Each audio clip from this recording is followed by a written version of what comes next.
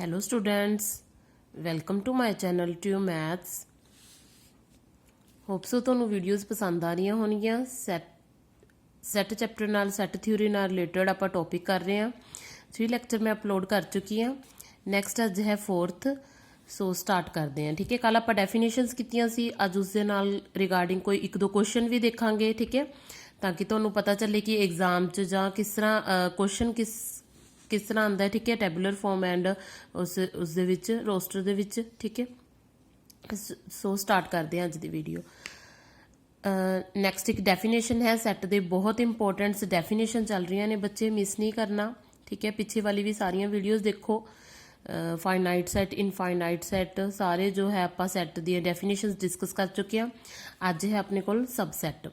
Subsets ਕੀ ਹੁੰਦਾ ਹੈ? ਸਬ ਨਾਮ ਤੋਂ ਹੀ ਕਲੀਅਰ ਹੈ। ਜਿਸ ਤਰ੍ਹਾਂ ਆਪਾਂ ਜਿਸ ਤਰ੍ਹਾਂ ਆਪਾਂ ਕਹਿ ਦਿੰਦੇ ਕੋਈ ਮੀਟਰ ਹੈ ਨਾ, ਤਾਂ ਉਸਦਾ ਸਬ ਮੀਟਰ ਮੀਨਸ ਉਸੇ ਦੇ ਵਿੱਚੋਂ ਹੀ ਨਿਕਲਿਆ ਹੋਇਆ ਚੀਜ਼। ਠੀਕ ਹੈ, ਸਬ ਮੀਟਰ। ਸਿਮਿਲਰਲੀ ਸਬ ਸੈੱਟ ਵੀ ਇੱਕ ਸੈੱਟ ਦੇ ਵਿੱਚੋਂ ਹੀ ਨਿਕਲਿਆ ਹੋਇਆ ਪਾਰਟ ਹੈ। ਤੁਹਾਨੂੰ ਇਹ ਮੈਂ ਇੱਕ ਵੇਨ ਡਾਇਗਰਾਮ ਨਾਲ ਵੀ ਬੱਚੇ ਬਹੁਤ ਅੱਛੀ ਤਰ੍ਹਾਂ ਬਾਅਦ ਵਿੱਚ ਕਰਵਾਉਂਗੀ। ਇੱਕ ਵਾਰੀ ਡੈਫੀਨੇਸ਼ਨਸ ਦੇਖ ਲਓ ਐਂਡ ਐਗਜ਼ਾਮਪਲਸ ਦੇਖ ਲਓ। ਠੀਕ ਹੈ, ਹਾਂਜੀ ਦੇਖੋ set.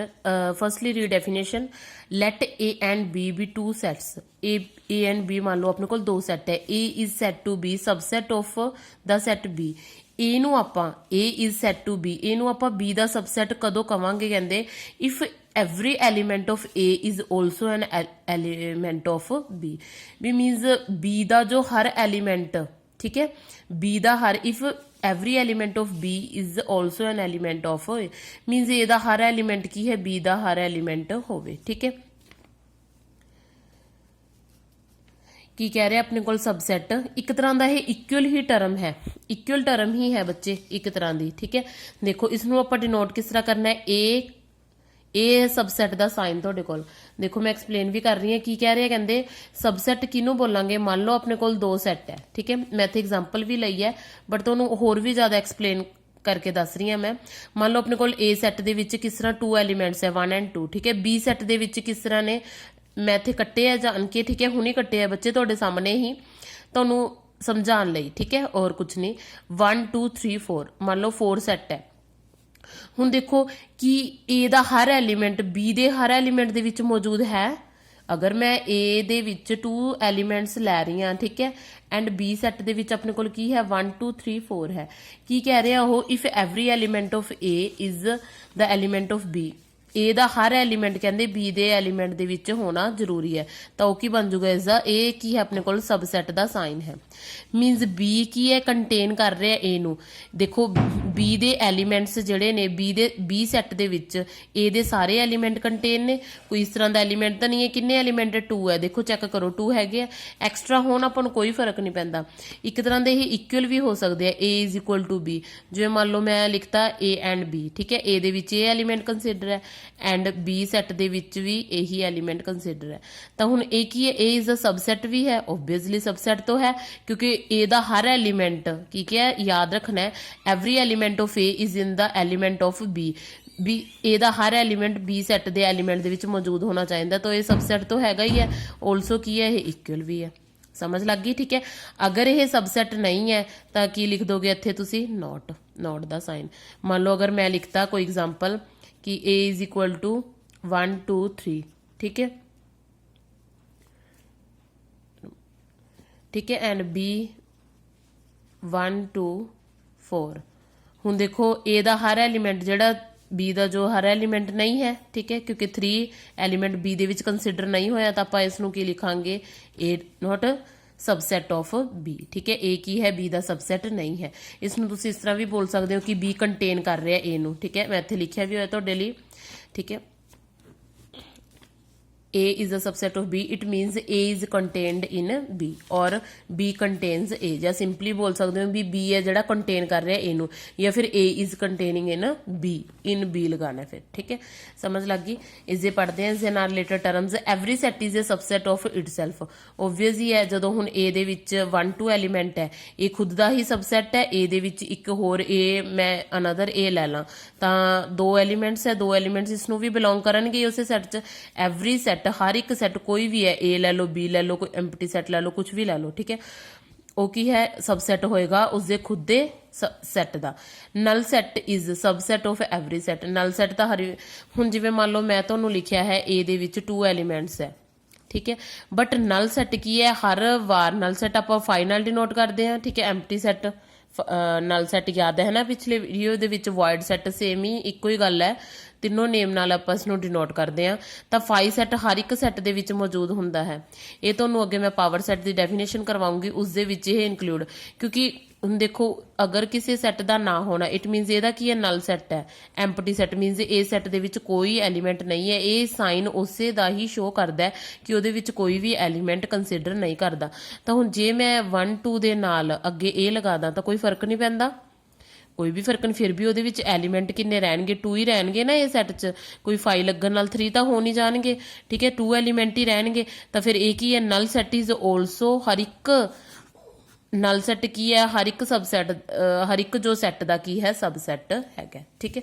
Nal set is subset of every set, clear, ਠੀਕ ਹੈ। ਨੈਕਸਟ ਚੱਲਦੇ ਹਾਂ ਪ੍ਰੋਪਰ ਸਬਸੈਟ ਤੇ। ਇਹ set is set to be proper subset, ਉਹ ਸੈੱਟ ਉਸਨੂੰ ਆਪਾਂ ਪ੍ਰੋਪਰ ਸਬਸੈਟ ਬੋਲਾਂਗੇ। There is at least one element of B means of B if there is at least one element of B which is not in A means की है कि B ਦੇ ਵਿੱਚ B ਦਾ ਘੱਟੋ ਘੱਟ ਇੱਕ ਐਲੀਮੈਂਟ ਇਸ ਤਰ੍ਹਾਂ ਦਾ ਹੋਣਾ ਚਾਹੀਦਾ ਜੋ ਕਿ A ਦੇ ਵਿੱਚ ਨਹੀਂ ਹੈ, ਠੀਕ ਹੈ। B ਦਾ ਕੋਈ ਘੱਟੋ ਘੱਟ ਇੱਕ ਐਲੀਮੈਂਟ, ਜਿਸ ਤਰ੍ਹਾਂ ਫੋਰ ਐਗਜ਼ਾਮਪਲ ਮੈਂ ਲੈਤੀ ਹੈ A ਦੇ ਵਿੱਚ ਤਿੰਨ ਐਲੀਮੈਂਟ ਹੈ 1 2 ਐਂਡ 3 ਐਂਡ B ਦੇ ਵਿੱਚ ਕਿੰਨੇ ਹੈ 1 2 3 4। ਤਾਂ ਹੁਣ ਇਹਦਾ ਘੱਟੋ ਘੱਟ ਇੱਕ ਮੀਨਸ ਇੱਕ ਐਲੀਮੈਂਟ 4 ਇਸ ਤਰ੍ਹਾਂ ਦਾ ਜੋ ਕਿ A ਦੇ ਵਿੱਚ ਕੰਸੀਡਰ ਨਹੀਂ ਹੁੰਦਾ, ਠੀਕ ਹੈ। ਤਾਂ ਇਹ ਕੀ ਇਜ਼ ਦਾ ਪ੍ਰੋਪਰ ਸਬਸੈਟ। ਇਸ ਨੂੰ ਆਪਾਂ ਕਿਸ ਤਰ੍ਹਾਂ ਡਿਨੋਟ ਕਰਦੇ ਹਾਂ ਕਿ A सबसैट ਤਾਂ ਹੈ, ਦੇਖੋ ਸਬਸੈਟ ਤਾਂ ਹੈ, ਕਿਉਂ ਸਬਸੈਟ ਹੈ ਕਿਉਂਕਿ A ਦਾ ਹਰ ਐਲੀਮੈਂਟ B ਦੇ ਵਿੱਚ ਮੌਜੂਦ ਹੈ। A ਦਾ ਹਰ ਐਲੀਮੈਂਟ 1 2 3 ਐਲੀਮੈਂਟ ਹੈ, 1 2 3 ਹੈਗੇ ਆ B 'ਚ, ਬਟ ਇਕੁਅਲ ਨਹੀਂ ਹੈ, ਇਹ ਇਕੁਅਲ ਨਹੀਂ ਹੁੰਦੇ ਕਿਉਂਕਿ ਕੋਈ ਨਾ ਕੋਈ ਇਹਦੀ ਕੰਡੀਸ਼ਨ ਹੀ ਇਹੀ ਹੈ ਪ੍ਰੋਪਰ ਸਬਸੈਟ ਦੀ ਕਿ B ਦਾ ਕੋਈ ਐਲੀਮੈਂਟ ਤਾਂ ਹੋਊਗਾ, ਵੱਧ ਤੋਂ ਵੱਧ ਕਿੰਨੇ ਵੀ ਹੋ ਸਕਦੇ ਆ, ਬਟ ਘੱਟ ਤੋਂ ਘੱਟ ਇੱਕ ਐਲੀਮੈਂਟ ਇਸ ਤਰ੍ਹਾਂ ਦਾ ਹੋਊਗਾ ਜਿਹੜਾ ਕਿ A ਦੇ ਵਿੱਚ ਮੌਜੂਦ ਨਹੀਂ ਹੋਊਗਾ, ਠੀਕ ਹੈ। ਨੈਕਸਟ ਐਗਜ਼ਾਮਪਲ ਇਸੇ ਦੀ ਹੈ ABC, ਮੰਨ ਲਓ X ਸੈੱਟ ਦੇ ਵਿੱਚ ਆਪਣੇ ਕੋਲ ABC 3 ਐਲੀਮੈਂਟ ਹੈ ਐਂਡ Y ਸੈੱਟ ਦੇ ਵਿੱਚ ਆਪਣੇ ਕੋਲ ABCDEF ਇਹ ਵਾਲੇ ਐਲੀਮੈਂਟ ਹੈ, ਠੀਕ ਹੈ। ਕਿੰਨੇ ਐਲੀਮੈਂਟ ਹੋ ਗਏ 6, ਇਸ 'ਚ 3 ਹੈ। ਤਾਂ ਹੁਣ X ਕੀ ਹੈ Y ਦਾ ਸਬਸੈਟ ਤੋਂ ਹੈ X वाई, पर एक ही है प्रॉपर सबसैट भी है क्योंकि B दे वाई दे देखो किन्ने 3 एलिमेंट्स है ਜਿਹੜੇ X ਦੇ ਵਿੱਚ ਕੰਸੀਡਰ ਨਹੀਂ ਕਰਦੇ, ਠੀਕ ਹੈ। ਕਲੀਅਰ, ਸਮਝ ਲੱਗ ਗਈ, ਠੀਕ ਹੈ। ਇਸ ਦੇ ਨਾਲ ਪੜ੍ਹਦੇ ਹਾਂ ਟਰਮਸ ਇਫ, ਬਟ ਇਫ ਦਾ ਸਬਸੈਟ ਇਜ਼ ਨॉट ਪ੍ਰੋਪਰ, ਅਗਰ ਸਬਸੈਟ ਆਪਣੇ ਕੋਲ ਪ੍ਰੋਪਰ ਨਹੀਂ ਹੈ ਤਾਂ ਉਹਨੂੰ ਕੀ ਬੋਲਾਂਗੇ ਇੰਪ੍ਰੋਪਰ ਸਬਸੈਟ, ਠੀਕ ਹੈ। Improper subset is the examples A is a subset of A obvious है, ठीक है। 5 ही है is the subset are the improper subset, क्योंकि इंप्रॉपर क्यों ने क्योंकि अगर A ਦੇ ਵਿੱਚ 2 ਐਲੀਮੈਂਟ ਹੈ A ਐਂਡ B ਤਾਂ ਹੁਣ A ਦਾ ਸਬਸੈਟ ਹੈ, ਕੋਈ ਇਸ ਤਰ੍ਹਾਂ ਦਾ ਐਲੀਮੈਂਟ ਨਹੀਂ ਹੈਗਾ A ਦੇ ਵਿੱਚ, ਹੋ ਹੀ ਨਹੀਂ ਸਕਦਾ। A is the subset of A ਹੈ, 2 ਹੀ ਹੈ, ਨਾ ਕਿਸੇ ਨੇ ਬਾਹਰ ਕੱਢਿਆ ਇਸ ਐਲੀਮੈਂਟ ਨੂੰ, ਨਾ ਕੋਈ ਹੋਰ ਐਡ ਕੀਤਾ, ਤਾਂ 2 ਹੀ ਨੇ। ਤਾਂ A ਦੇ ਵਿੱਚ ਹੀ ਇਸ ਤਰ੍ਹਾਂ ਦਾ ਕਿਹੜਾ ਐਲੀਮੈਂਟ ਹੋਰ ਹੋ ਸਕਦਾ ਜਿਹੜਾ A ਦੇ ਵਿੱਚ ਹੀ ਨਾ ਹੋਵੇ, ਤਾਂ ਇਹ ਕਦੇ ਵੀ ਕੀ ਹੈ ਪ੍ਰੋਪਰ ਸਬਸੈਟ ਨਹੀਂ ਹੋ ਸਕਦਾ, ਤੇ ਇਸ ਨੂੰ ਆਪਾਂ ਕੀ ਕਵਾਂਗੇ ਇੰਪ੍ਰੋਪਰ। ਸਿਮਿਲਰਲੀ 5 ਕੀ ਹੈ ਬਿਲੋਂਗ ਕਰ ਰਿਹਾ ਇਸ ਨੂੰ, ਠੀਕ ਹੈ, ਮੀਨਸ A ਸੈੱਟ ਦੇ ਵਿੱਚ ਕੰਸੀਡਰ ਹੈ ਇਹ 5 ਸੈੱਟ। ਤਾਂ ਇਸ ਤਰ੍ਹਾਂ ਦਾ ਕੋਈ ਵੀ ਸੈੱਟ ਹੋ ਸਕਦਾ ਕਿ ਜਿਹਦੇ ਵਿੱਚ 5 ਕੰਸੀਡਰ ਨਹੀਂ ਕਰਦਾ ਹੋਵੇ, ਠੀਕ ਹੈ, ਕਿਉਂਕਿ 5 ਤਾਂ ਨਲ ਸੈੱਟ ਹੈ, ਹਰ ਇੱਕ ਸੈੱਟ ਦੇ ਵਿੱਚ ਹੀ ਕਰਦਾ ਹੈ ਕੰਸੀਡਰ, ਚਾਹੇ ਉਸ 'ਚ ਕੋਈ ਐਲੀਮੈਂਟ ਹੈ ਜਾਂ ਫਿਰ ਨਹੀਂ ਹੈ। ਤਾਂ ਇਹ ਦੋਨੋਂ ਹੀ ਐਗਜ਼ਾਮਪਲਸ ਨੇ, ਠੀਕ ਹੈ, ਕਿਸ ਦੀਆਂ ਇੰਪ੍ਰੋਪਰ ਸਬਸੈਟ ਦੀਆਂ, ਠੀਕ ਹੈ। ਨੈਕਸਟ ਚੱਲਦੇ ਹਾਂ ਸੁਪਰ ਸੈੱਟ ਤੇ। If A is a subset of B then B is called the super subset। देखो A ਨੂੰ ਤਾਂ B ਦਾ ਉਹੀ ਸੇਮ ਟਰਮ ਹੈ, ਕੁਝ ਵੀ ਨਹੀਂ ਚੇਂਜ ਕੀਤਾ। A is a subset of B, ਜਦੋਂ ਇਹ ਚੀਜ਼ ਲਿਖੀ ਆ ਜੇ ਸਬਸੈਟ ਦਾ ਸਾਈਨ ਹੈ ਬੱਚੇ ਜਿਹੜਾ ਆਪਾਂ ਐਂ ਕਰਕੇ ਪਾਉਂਦੇ ਆ ਕੰਟੇਨ, ਠੀਕ ਹੈ, ਕੰਟੇਨ ਵੀ ਬੋਲ ਸਕਦੇ ਹੋ। A ਨੂੰ ਤਾਂ ਆਪਾਂ ਕੀ ਕਵਾਂਗੇ B the subset, but B ਨੂੰ ਕੀ ਕਵਾਂਗੇ ਇਹਦਾ ਸੁਪਰ ਸੈਟ। ਸੁਪਰ ਸੈਟ ਕਿਉਂ, ਕਿਉਂਕਿ ਇਹਦਾ ਹਰ ਐਲੀਮੈਂਟ ਇਸ ਦੇ ਵਿੱਚ ਇਨਕਲੂਡ ਹੈ, ਠੀਕ ਹੈ। ਇਸ ਨੂੰ ਕੀ ਕਹਾਂਗੇ ਸੁਪਰ। ਦੇਖੋ ਇਸ ਨੂੰ ਇਸ ਤਰ੍ਹਾਂ ਵੀ ਲਿਖ ਸਕਦੇ ਹਾਂ B is a superset of A। ਅਗਰ B ਨੂੰ ਅੱਗੇ ਰੱਖਣਾ ਹੈ ਤਾਂ ਆਪਾਂ ਕੀ ਬੋਲਾਂਗੇ B is the super set of A। ਅਗਰ A ਨੂੰ ਅੱਗੇ ਰੱਖਦੇ ਹਾਂ ਤਾਂ ਜਿੱਥੇ ਵੀ ਤੁਸੀਂ ਕਿਤੇ ਟਰਮ ਲਿਖੀ ਦੇਖੋਗੇ X, ਠੀਕ ਹੈ, subset of Y, A B, ਜ਼ਰੂਰੀ ਨਹੀਂ A B ਕੁਝ ਵੀ ਲਿਖਿਆ ਆ ਸਕਦਾ ਹੈ, ਕੋਈ ਵੀ ਸੈੱਟ, ਠੀਕ ਹੈ, ਤਾਂ ਉਸ ਨੂੰ ਕੀ ਬੋਲਾਂਗੇ ਸਬਸੈਟ ਅਗਰ ਇਸ ਤਰ੍ਹਾਂ ਹੈ, ਸੇਮ ਹੀ ਟਰਮ ਹੈ। ਹੁਣ ਚੱਲਦੇ ਹਾਂ ਐਗਜ਼ਾਮਪਲਸ 'ਤੇ, ਠੀਕ ਹੈ, ਛੋਟੀ ਛੋਟੀ ਜਿਹੀ ਐਗਜ਼ਾਮਪਲ ਹੈ ਉਸ ਨੂੰ ਆਪਾਂ ਕਵਰ ਕਰ ਲਈਏ। Prove that A is a subset of B B is a subset of C, then की कह रहे कहते प्रूव करना है। आ चीज़ तो गिवन है अपने को, ठीक है, ये दोनों चीज़ गिवन है कि A की अपने को सबसैट है, A की है, A सबसैट है B ਦਾ, B सबसैट है C ਦਾ, ਤਾਂ ਪ੍ਰੂਫ ਕਰਨਾ ਹੈ A सबसैट है C ਦਾ। ਤਾਂ ਓਬਵੀਅਸਲੀ ਹੋਏਗਾ ਹੀ, ਜਿਵੇਂ ਆਪਾਂ ਹੁਣ ਕਹਿ ਦਿੰਦੇ ਹਾਂ ਕਿ ਨੰਬਰਸ 'ਚ ਵੀ ਆਪਾਂ ਡਿਵਿਜ਼ਿਬਿਲਿਟੀ ਵਿੱਚ ਵੀ ਸਾਰੇ ਕਿਤੇ ਹੀ ਕਰਦੇ ਆ। ਇਹ ਕੀ ਹੈ ਆਪਣੇ ਕੋਲ ਸੈੱਟ ਦੇ ਵਿੱਚ ਹੈ। ਮੰਨ ਲਓ ਕੋਈ ਐਲੀਮੈਂਟ ਲੈ ਲਿਆ ਮੈਂ A, ਠੀਕ ਹੈ, ਕੋਈ A ਐਲੀਮੈਂਟ, ਇੱਕ ਇਸ ਨੂੰ ਮੈਂ ਤੁਹਾਨੂੰ ਇੱਕ ਬਹੁਤ ਅੱਛੀ ਬਾਈ ਐਗਜ਼ਾਮਪਲ ਹੀ ਸਮਝਾਉਂਦੀ ਹਾਂ। ਮੰਨ ਲਓ A ਦੇ ਵਿੱਚ ਕੋਈ ਐਲੀਮੈਂਟ ਕਿੰਨੇ ਨੇ ਆਪਣੇ ਕੋਲ, 3 ਐਲੀਮੈਂਟ ਹੈ, ਠੀਕ ਹੈ, and B, A is a subset of B ਹੈ, ਤਾਂ B ਦੇ ਵਿੱਚ ਆਪਣੇ ਕੋਲ ਕਿਹੜੇ ਐਲੀਮੈਂਟ ਹੋ ਗਏ, ਠੀਕ ਹੈ 4, ਤਾਂ A सबसੈਟ ਤਾਂ ਹੈਗਾ B ਦਾ, B ਅੱਗੋਂ सबਸੈਟ ਹੈ ਕਿਹਦਾ, C ਦਾ, ਤਾਂ C ਦੇ ਵਿੱਚ ਕਿਹੜੇ ਐਲੀਮੈਂਟ ਹੋ ਗਏ, ठीक है। तो हुण ये देखो A की है सबसैट B दा हैगा, तीनों elements, every element of A is in the B, ठीक है, एवरी A दा हर एलीमेंट B दे विच है। तो B is the सबसैट of C, every element of B is the सबसैट of C, देखो B दा भी हर एलीमेंट इस विच है, ठीक है, तो A दा भी हर एलीमेंट, हुण A भी तो इसनूं ही बिलोंग करूगा C नूं, मीनस 1 2 3 ਜਿਹੜੇ ਨੇ ਇਹ ਤਿੰਨੋਂ ਦੇ ਤਿੰਨੋਂ ਐਲੀਮੈਂਟਸ ਇਸ ਸੀ ਸੈੱਟ ਦੇ ਵਿੱਚ ਵੀ ਹੈਗੇ ਆ, ਠੀਕ ਹੈ। ਇਹ ਕੋਈ ਜ਼ਰੂਰੀ ਨਹੀਂ ਕਿ ਅਦਰ ਜੋ ਨਹੀਂ ਹੈਗੇ ਉਹਨਾਂ ਨੂੰ ਨਹੀਂ ਆਪਾਂ ਦੇਖਣਾ, ਤਾਂ ਇਹ ਦੇਖਣਾ ਕਿ ਹੈਗੇ ਕਿ ਨਹੀਂ, ਤਾਂ ਪ੍ਰੂਫ ਹੋ ਗਿਆ। ਸਿਮਿਲਰਲੀ ਇਸ ਦੀ ਕੋਈ ਵੀ ਐਗਜ਼ਾਮਪਲ ਹੈ ਕਿ ਤੁਸੀਂ ਇਸ ਨੂੰ ਇਸ ਤਰ੍ਹਾਂ ਪ੍ਰੂਫ ਕਰ ਸਕਦੇ ਹੋ। ਮੰਨ ਲਓ ਕੋਈ A ਐਲੀਮੈਂਟ ਹੈ, ਉਹ ਸੈੱਟ A ਨੂੰ ਕੀ ਹੈ ਬਿਲੋਂਗ ਕਰ ਰਿਹਾ, ਠੀਕ ਹੈ, ਤਾਂ ਅਗਰ ਉਹ ਬਿਲੋਂਗ ਕਰ ਰਿਹਾ ਹੈ ਤਾਂ ਓਬਵੀਅਸਲੀ A ਸੈੱਟ ਹੈ ਜਿਹੜਾ B ਨੂੰ ਵੀ ਬਿਲੋਂਗ ਕਰੇਗਾ। ਇੱਥੇ ਤੁਸੀਂ ਰੀਜ਼ਨ ਦੇਣਾ ਹੈ because A is the subset of B, ठीक है। तो हुण A अगर B का कोई एलीमेंट है तो A है जिहड़ा C का भी होएगा, जदों B नूं बिलोंग कर रहा है, B दे विच है कोई भी एलीमेंट, तो ओबवियसली वो C दे विच भी होएगा ही because B is the element of C। तो हुण वही एलीमेंट देखो A नूं बिलोंग कर रहा है, C नूं बिलोंग कर रहा है, तो A ते C इक्वल हो गए। सिमिलरली A की है C नूं भी बिलोंग करेगा, देयरफॉर तुसीं की लिख दोगे A is the सबसैट of C, A की है C का भी की है सबसैट है, क्लीयर, ठीक है।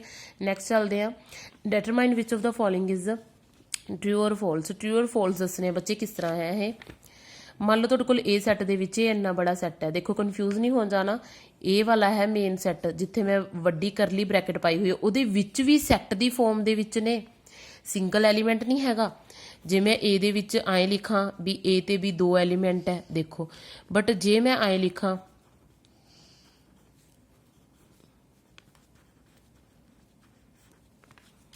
एक मिनट मैं खुले च लिखती हाँ, A is equal to A and B, ठीक है, या तो ये होवे, बट अगर मैं लिखा कि A दे विच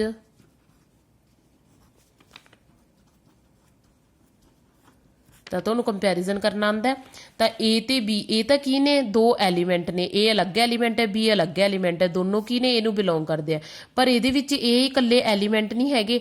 तुसीं ये नहीं लिख सकदे भी A नूं बिलोंग कर रहा, स्मॉल है जिहड़ी A नूं बिलोंग कर रही है, नो, पूरा दा पूरा सैट, देखो आ करली ब्रैकेट है, ये पूरा सैट है, पूरा दा पूरा ए वाला A B सैट है जिहड़ा A नूं बिलोंग कर रहा है, ठीक है। ध्यान नाल बहुत अच्छी तरह माइंड दे विच बिठा लैनी है ये चीज़ कि इस दे विच जे सैट दे विच इसनूं एवें लिखिया हुंदा, देखो इस तरह A B C, फिर आप लिख सकते सी कि A एलीमेंट है जिहड़ा A नूं बिलोंग कर रहा है, ठीक है, B एलीमेंट A नूं बिलोंग कर रहा है, C एलीमेंट भी A नूं बिलोंग कर रहा है।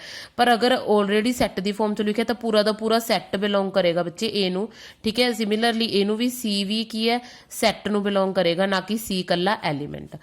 तो हुण इस दे ही बेसिस ते की एग्जाम्पल है, हुण तुहानूं क्लीयर हो जाएगी एग्जाम्पल, ठीक है। बहुत अच्छी आंसर, अच्छी तरह तुसी भी इसका जो है गैस कर पाओगे आंसर की आएगा। हुण देखो 1 बिलोंग्स टू A, किते भी set they which A set they which कोई 1 एलीमेंट है तो इसका की आ जाएगा तुहाडे कोल फॉल्स, क्योंकि 1 कोई इस तरह का एलीमेंट सैट दे विच मौजूद नहीं है जिहड़ा कि ए नूं बिलोंग तो वही चीज़ करेगी ना जिहड़ा एलीमेंट उस सैट दे विच होएगा, ठीक है। नैक्सट देखो 6 7 8 दा एक सैट है, एक छोटा जिहा सबसैट है जिहड़ा कि ए नूं बिलोंग कर हैगा, इहदे विच हाँ हैगा आ वाला आ पिया, तो ये की आ जाएगा तुहाडे कोल ट्रू, क्लीयर, ठीक है। इस तरह क्वेश्चंस करने हैं। तो नैक्सट पिछले जो आप वीडियो पिछली वीडियो दे विच मैं जो एग्जाम्पल्स टर्म्स डिस्कस कीतियां सी उस दे नाल रिलेटेड भी ये 2 क्वेश्चंस ने, वो भी कर लो। ਵਟ ਇਜ਼ ਸੈੱਟ, ਅਗਰ ਆਪਣੇ ਕੋਲ ਪੁੱਛਿਆ ਜਾਵੇ ਕਿ ਸੈੱਟ ਕੀ ਹੈ, ਕਿ ਇਹ ਸੈੱਟ ਦਾ ਨੇਮ ਕੀ ਹੈ, x from x belongs to r means set of real numbers, ਤੁਹਾਨੂੰ ਦੱਸਿਆ ਸੀ ਪਿਛਲੇ ਉਹਦੇ ਵਿੱਚ, ਠੀਕ ਹੈ। ਆਪਾਂ ਦੋ ਜੋ ਬਿੰਦੀਆਂ ਡਾਟਸ ਹੁੰਦੇ ਇਹਨਾਂ ਨੂੰ ਆਪਾਂ ਫਰੋਮ ਬੋਲਦੇ ਆ, x ਫਰੋਮ, ਇਹ ਮੀਨਸ ਇਸ ਫਾਰਮ ਦੇ ਵਿੱਚ ਲਿਖਿਆ ਹੋਇਆ ਆਪਣੇ ਕੋਲ ਦੱਸਿਆ ਕਿ ਸੈੱਟ ਸਿੰਪਲੀ ਨਹੀਂ ਦਿੱਤਾ ਵੀ 1 2 3 ਐਲੀਮੈਂਟ ਹੈ, ਲਿਖਿਆ ਹੋਇਆ ਕਿ x from x belongs to r, set of real numbers ਨੂੰ ਬਿਲੋਂਗ ਕਰ ਰਿਹਾ। x square is equal to 9, 2x is equal to 2, ਠੀਕ ਹੈ 4। ਤਾਂ ਹੁਣ x square is equal to 9, ਇਸ ਨੂੰ ਸੋਲਵ ਕਰਦੇ ਆ, ਕਿੰਨਾ ਆ ਗਿਆ x square is equal to 9 ਕਰਕੇ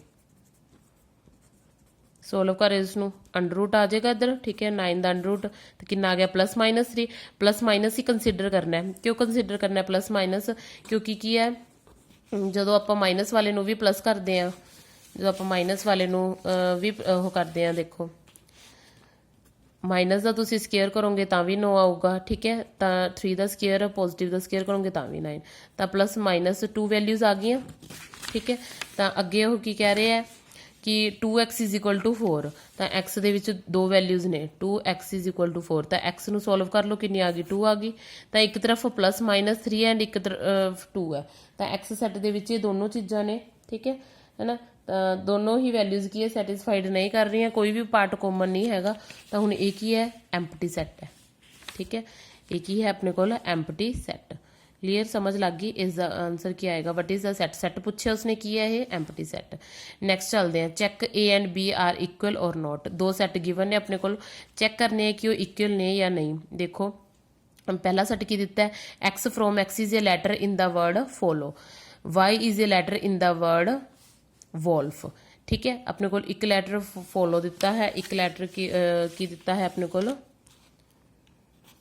ਫੋਲੋ ਐਂਡ ਸੈਕਿੰਡ ਹੈ ਵੋਲਫ।